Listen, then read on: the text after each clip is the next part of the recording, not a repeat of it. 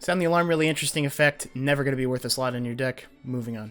Outflank, I think, might be the sleeper of the set. I think this is incredibly powerful for 1 mana. This is 2 combat tricks for 1 mana. This is a prophecy. And most importantly, this has synergy with the trio of cards that I think could push Mage into being a very good deck. I'm obviously overrating this because it's one of my pet decks, but the action-based mid-Mage. Altmer Dragon Knight, Manic Jack, Nala Rootbender, they all love this card. This allows you to draw from Rootbender, this buffs Manic Jack and gives him guard, and this is an action that is low cost for you to play with Altmer Dragon Knight. This is also going to be in a color where you could play with Mage, where you could just fire off the guards on the wards. We saw how powerful both a health buff and a guard is with Skinned Hound. I don't want to underestimate that effect again. This has a ton of synergy within action-based Mage decks. I think it's fantastic. I think it's going to see play in those. I think that deck's probably going to top out at tier 2, though. I don't think it's going to get any higher than tier 2, so I am going to dial back my enthusiasm just a little bit. But I was running Stand Watch in those decks, and I think this is so much better than Stand Watch. It isn't even funny. So I am ready for those decks to maybe go up a little bit and see if that's good enough. I really like this card. I think it's just a good combat trick, and I think those are going to find a home somewhere if you can get enough value from the rest of your deck to justify the low value card this is. Especially with Rootbender, I think you can. Alchemy is a good example of a interesting and somewhat powerful card that's just not going to be in any good decks. The value-based support decks aren't really a thing. Don't think they're going to come back. You could maybe see this in the OTK thing with Arsenium Forge I was talking about. That's going to be a bad deck. You can do a lot of cool stuff with this in really fun decks, but they're just not going to be that good. You're going to see some experimentation with this in those decks, but I don't think support decks are making a comeback. I don't see anything in this set that makes me think support decks are going to make a comeback, so I'm iffy on this one. Compare this card to Korra Clan Bloodkin, 2 mana 1/5 drain. That only drains 1 per turn, but it can scale. This can never scale. Korra Clan Bloodkin saw no play because of its inability to do anything as a 1/5. 1 is not a lot of attack, especially defensively. If it's defensive like this is statted, you want this to be, actually fighting something, or either fighting something or protecting something, and it's not doing either, so the stat line is just bad. The effect isn't good enough. Moving on. We've seen a couple Empower cards, and most of them suck. Maybe this can make the control list. Probably not. 2 mana 2/3 is okay, but it's not good enough, I think, just for the fact that you'll maybe hit Empower on a Debilitate. But yeah, would only see play, I think, in Control Dominion. Probably won't see play in that. Don't think Control Dominion's going to be good. Not much else to say. I don't think this is a very good card. I think the Empower cards just aren't good enough to support it. Super tough one to judge, because this is a new archetype. This is a flat new archetype that they push with maybe a couple other cards, is aggressive support decks, with maybe stuff like Transitus Shrine. You can't even play the Ravaging Elixir with Transitus Shrine, but one or the other, and maybe some other low-cost stuff. Northwind Outpost, maybe. It looks wonky as hell. It looks like maybe in a couple sets this will be something they can do a thing, if they print more low-cost supports that are just like kind of repetitive actions that do things. Like less crappy versions of the Ravaging Elixir or the Dwemer Puzzle Box. If they keep printing those, then maybe this will see play, but right now it just feels like this is a card for an archetype that doesn't exist yet. I think it's okay, not great. I think a lot of people overestimate this card because I think most of the time this is just going to be an Imperial Legionnaire. Obviously this is going to scale really well with something like Galen, but there's only really the Galen effect. I don't think we got another Galen effect in this set, so this is kind of just supposed to be 2-color support, but I think in the kind of decks that want to run this, the aggressive and mid-range strategies, you're not going to draw a lot of cards. You're not going to draw enough cards for this to be relevant, I think. So I'm iffy on it. I think it's probably going to see a decent amount of play. I think it'll probably be very good in like the token spell swords or mid-range spell swords. But besides that, I'm really not sure. I'm iffy on this card. I think there's a good chance this ends up seeing no play. I'm going to hedge my bets and say 3 out of 5. Maybe I'm wrong. I think it's going to be a lot harder to draw the second copy than people think. And if you're not drawing the second copy, this is Imperial Legionnaire. For 1 more mana, you can kill a thing. For 3 mana, you can execute, or maybe do like, you get like 3 attacks and you can kill a 4 health. No. If this was 2, you think about it, but at 3, no chance. So this is the other expertise card I was thinking you might run with the 4 mana 3/6 in sort of a mid-rangey strategy. Probably good, but not good enough is generally what you would rate this card, I think. You would say the 1/1 recruit, especially one that goes in the next lane, in the same lane, is nice. You could potentially make this a 3 mana 4/4 if you pair it, but it's a 3 mana 3/3 on its own. 3 mana 3/3 that summons a 1/1. That's Eldora. Eldora scales as well and doesn't need anything really to trigger it. So I don't know how good it is. I think it's easier to deal with than it looks. It might end up making some 75 card aggro lists just because you need more things to slot, because I think Resolute Ally might work its way into 75, but I thought that for Morrowind too, so there's a good chance I'm just wrong about that. So good, probably not good enough. Strategist map, really cool flavor, super unplayable. This is a conditional Altdor Peacekeeper effect, which I think might be good enough. I think it controls strategies that scales really well.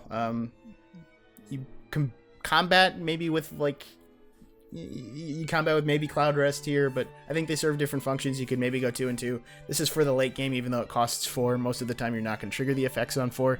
But I think it's a very powerful effect. It basically shuts off a creature, especially if there's like one big one.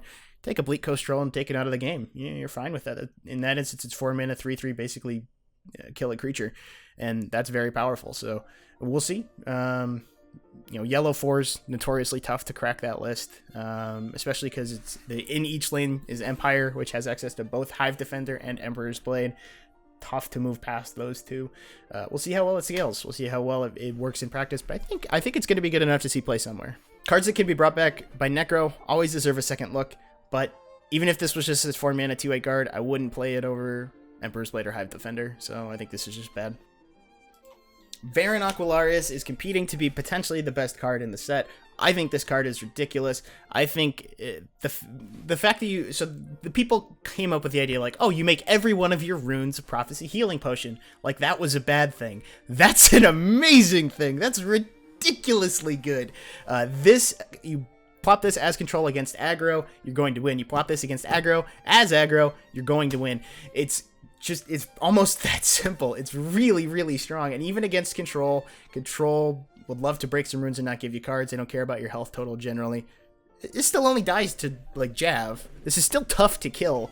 This is like still a 4 mana 4/6. So, and really this is game winning upside. This is straight up game winning upside if you drop this at the right time as a control deck up against aggro.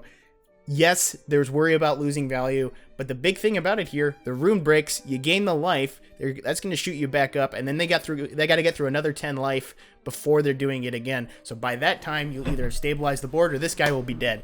So you're really only giving up 1 card for 5 life, playing an overstated body to do so. That sounds ridiculous to me. I think this card's amazing, possibly the best in the set. So this is kind of just a fun card. You have to get too many powers for this to be good. You want this to be at 5, I believe. 5 is average, 6 or 7 is good. That's generally the way it's worked in other games, is for a random 5 cost, 4 is a reasonable price to pay. So you want to hit this 3 times to get it to average, 4 times to get it to good, 5 or 6 to get it to great. I think that's just too many hits, and I think the payoff is potentially low enough that even if you do get those hits, it's not that good. So I don't think it's going to see a ton of play. I think it's going to kind of be relegated to more fun decks. All right, Guildsworn Cavalier is the reason I think that 4 mana 3/6 tricolor that triggers expertise twice is going to be good, because this combined with that is just completely nutty and they curve into each other. So this is really strong in that instance. Maybe not strong enough otherwise because it's slow. This is like a 6 mana thing. You would need to play this with maybe like a scouting patrol, and a lot of the aggressive decks that care about this don't run as many actions and items as you think they do. So there's some risk there. Might not be good enough if that deck doesn't work out, but exactly in the aggressive tricolor lists, and I think that class is going to be very aggressive, the red, blue, yellow. I think it's going to be a super aggressive class. In those, I think this is going to make the cut with the 4 mana 3/6, because those combined is just going to be this insane snowball along your entire board. Your opponent's going to really struggle to deal with. So I think it's good. I think it's going to see play in a decent number of things. Back Alley Footpad, closest of the 0 cards we've seen. This is actually solid in an aggressive deck, but I think, again, just too low value to be run in this kind of stuff, unless Skulk gets better. This one's going to be a really good pull off Pawnbroker, though. This is really good off Pawnbroker. But yeah, this one's closer than the others, but I think just too low value, not going to see play. Bandari Opportunist is a pretty noticeable buff to Abomination Scout. Abomination Scout being a very good deck. Potentially some other combo applications with Transitus Shrine coming out. You could see this find its way into some other combo decks, but this is going to be good in those. Probably not good enough in the aggressive or control strategies, because it is just a 1 mana 1/1. Even if you're putting like a cycle card in your deck, it's just a cycle card. So it's basically like why your is shuffling something in for just the 1/1. It's just a little bit weird. I'm not sure if that's going to work for the control strategies, but because of how amazing this is in Abomination, I think Abomination is going to be a tier 3 or tier 2 deck, and I think this is going to push that deck a little bit further. So this is a 5-star card. This is just going to see play in that and be very good in that. Bewildering Speed is another move card. It is probably worse than Shadow Shift and Mad Dash, and I don't know how much redundancy you want on that effect. Could be wrong about being better or worse than Mad Dash.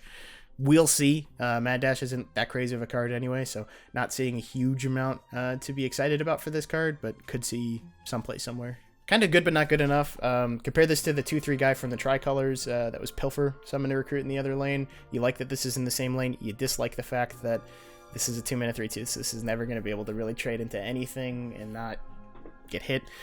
Still, it might find play if I think that 2-mana 2/3 is one of the best cards in the set because of its ability to Pilfer and summon more creatures. Even just doing a Pilfer once is usually worth the value. Maybe this could see play, but I think it's just going to be not good enough.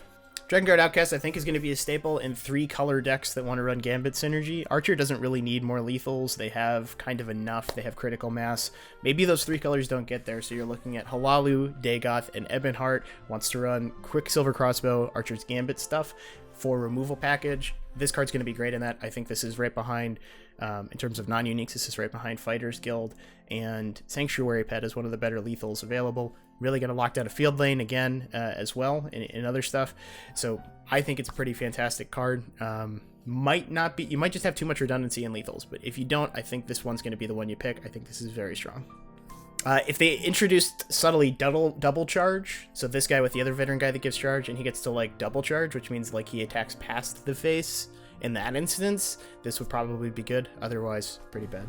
I think 3-mana 4/3s are okay. I think this is right close to Ash Oppressor, probably a worse effect than Ash Oppressor, but it's constant. You don't need to trigger it, which is nice.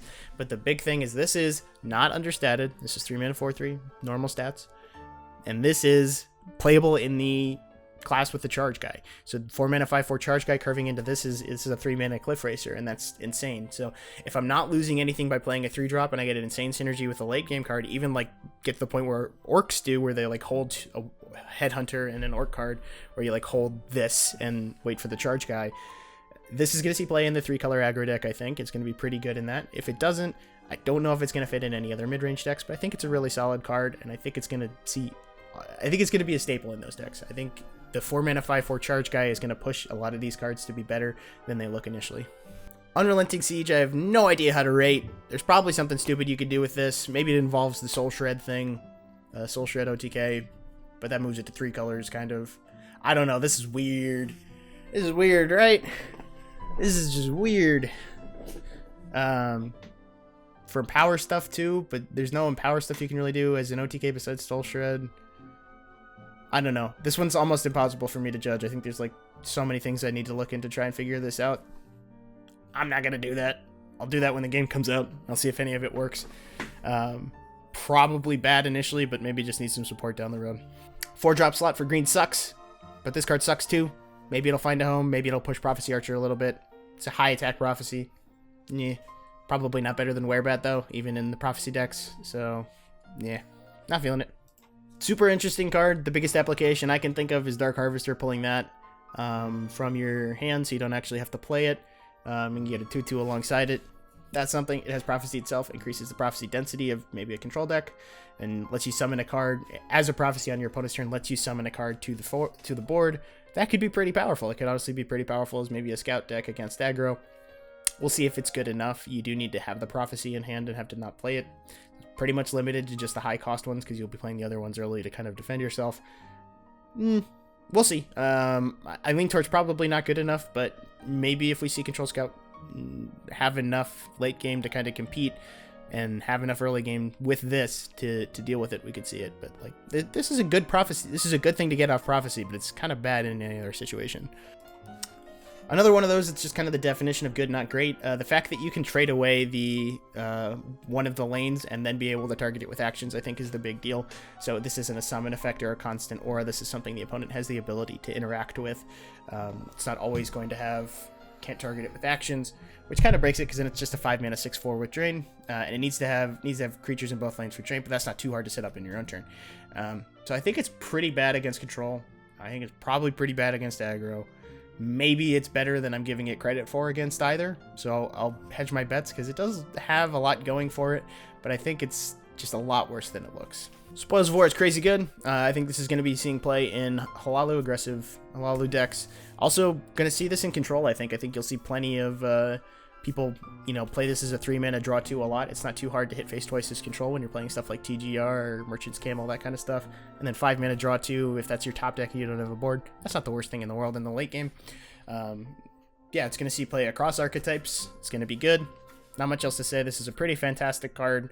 3-mana draw 2 is a solid effect. If you can get it lower than that, it's amazing. So it's 2 empowers for average, 3 or 4 for good, which is just better than the other ones, which are usually 3 for average, 4 or 5 for good. So this is a really solid card. I think it's going to see play again across archetypes. Invoker of the Hist is kind of a weird one. There's not really a lot of combos you can do with it, I think, even with the veteran charge guy, because that's, 6 mana, essentially. Essentially, you're just doing it to get... If you're restoring your Magicka, essentially all you're doing is getting a 0 mana 3/6, which is good. Trust me, that's good, but it's not ridiculous. It's not like win the game Nixox style of combo. So where I think this is going to be good is I think this potentially has a way of making it into control as a sort of a deterrent. I'm not sure what the word is. In the same role in the Mirror Shrine is pulled an Abomination. So an Abomination, one of the things that is kind of the reason that deck is good against aggressive strategies is if your opponent doesn't have lethal on the board, it will just drop down a Disciple and a Mirror in the shadow and say, hey, you have to kill this or silence this, or I'm going to win the game. And I think this could do the same thing. This could be, if your opponent isn't representing lethal, you just play this in the shadow lane, and your opponent has to deal with it. If your opponent doesn't, you get 2 turns to try and swing you basically get to take 2 turns to try and swing the board around. And I think that's a huge deal. So I think you could see this see play in control strategies as an anti-aggro card of sorts.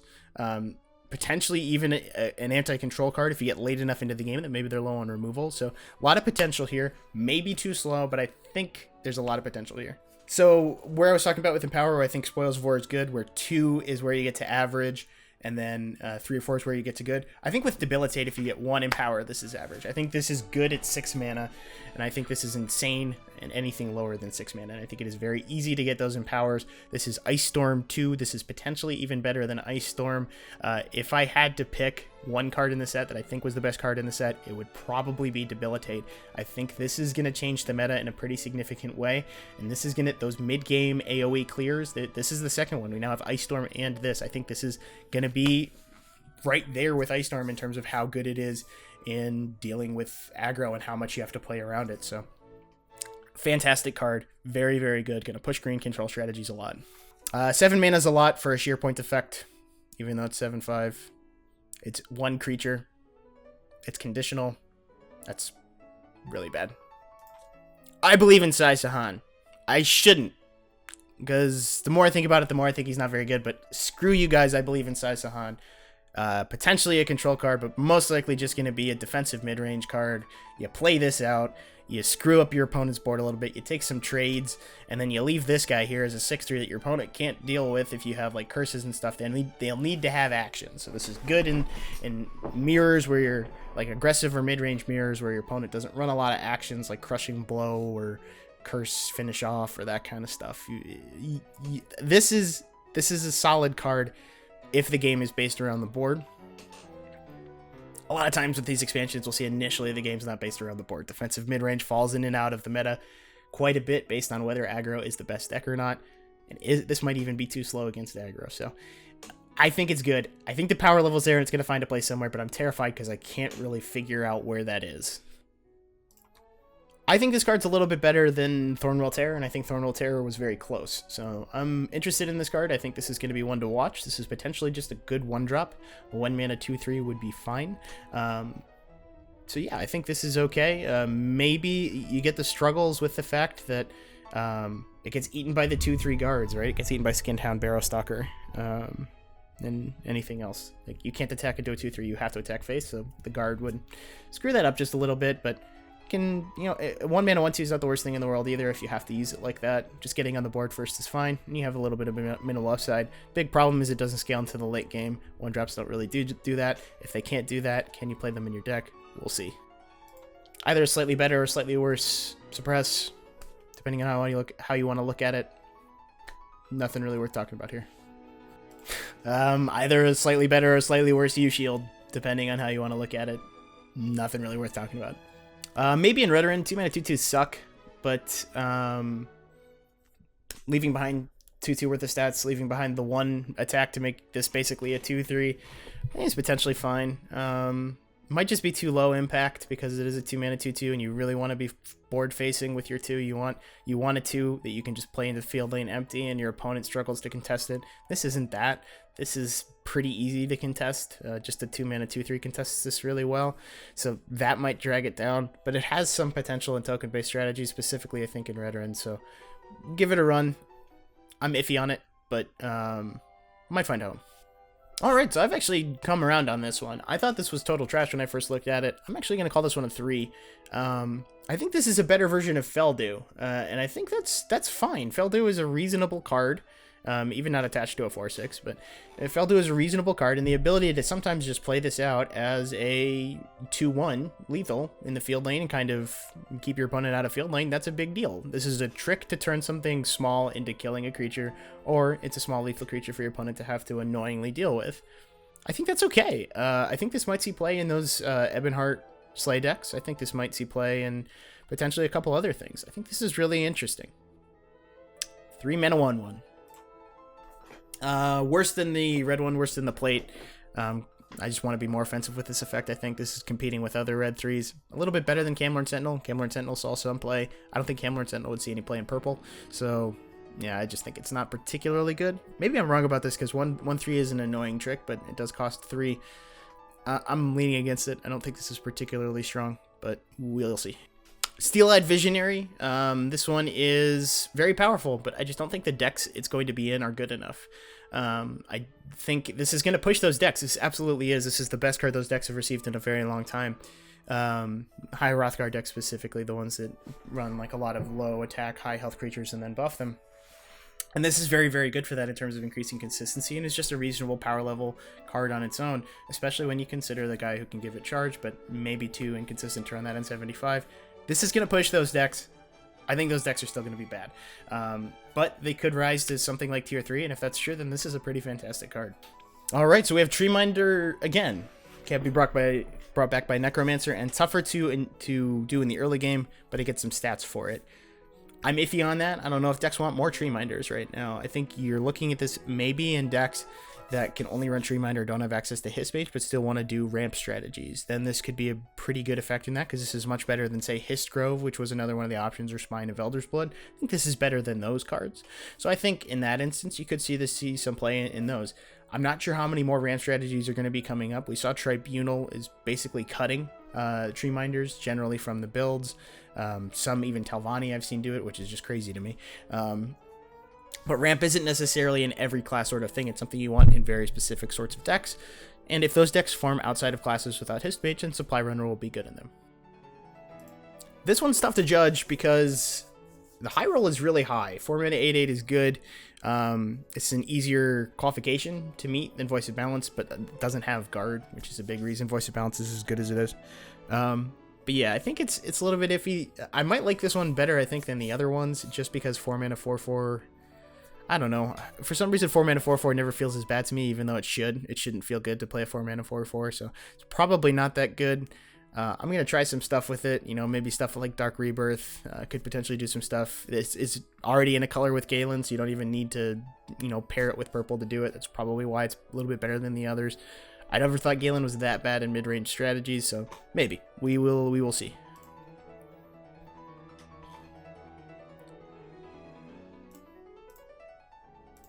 I can't decide if this card is a better Imperial Reinforcements or a worse Midnight Sweep. Crazy meme card, Dragon Mount 2.0, not much to talk about, really cool. Like that they didn't make it unique legendary this time, makes it easier to consistently do some wacky stuff, awesome, moving on. Has some minor utility within, not minor utility. Has a chance of seeing play in some of the like threat-heavy mid-range decks, but this is Glacier levels, though. 6 mana, 5/5, 5/5 to your next creature, so until you play that creature, you're not getting the full value. I think this is rough. If you really, really want to beat Tribunal, you can play this, because it's going to make your threat, it's going to give them 2 threats to deal with, and it's usually annoying. You just kind of waste out their removal. But in the mirror, this is terrible. In a lot of different control against a lot of different control decks, this is going to be terrible. I think in most situations, this just isn't going to be good enough. That's a big stat line.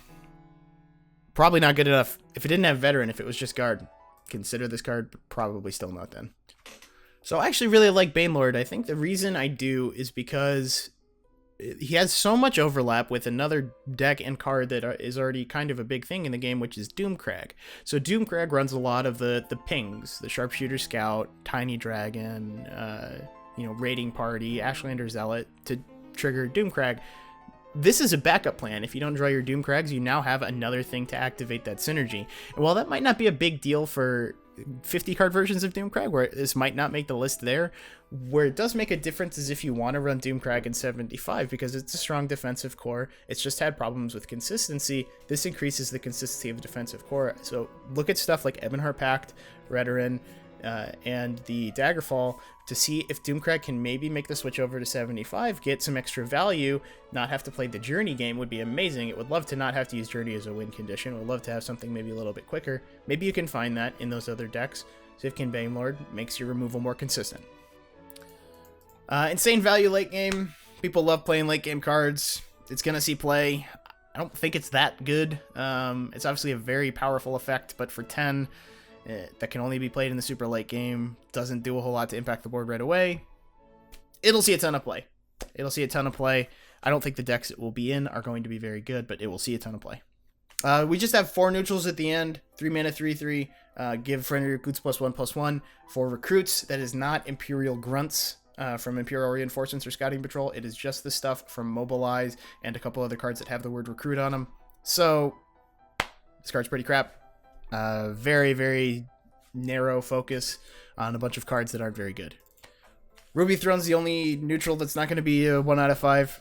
Probably still should be. 2/2/2 each turn is a reasonable buff. So if you get this in a situation where they can't kill your creature, that's kind of a big deal because this is end of opponent's turn as well. But the fact that your opponent can steal it means unless they don't have an initial answer to that, this is probably just going to swap between value between you and your opponent, and that's not that great. So, don't think it's a very good card. Here's your recruits. Bunch of wacky stuff you could do with this, maybe involving Slay and Unstoppable Rage, but you gotta. The fact that this costs 5 means like they're just going to trade theirs into yours. Even with like Fervor up, it's like who cares? It's just really better than like Imperial Reinforcements. Like you're giving your opponent means to defend your Imperial Reinforcements. It's I don't think this is a very good card. I don't think this is going to be good enough with buffs. I think it's too awkward with some control strategies.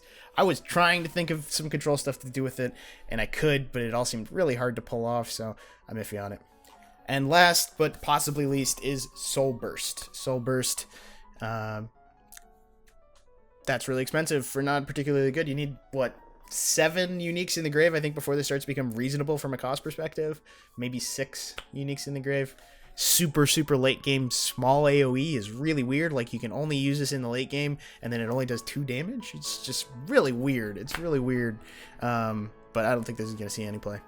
Alright, guys, thanks for watching. We'll be doing some deck videos throughout the week, whenever I will be posting just stuff from my stream. I don't usually post stream content, but we will be doing it this week. We're posting stuff from my stream, any decks I think that are worth sharing, because we're going to be trying a bunch of stuff with the new expansion. So thank you for watching this, and we'll be getting some more stuff coming soon. So thank you.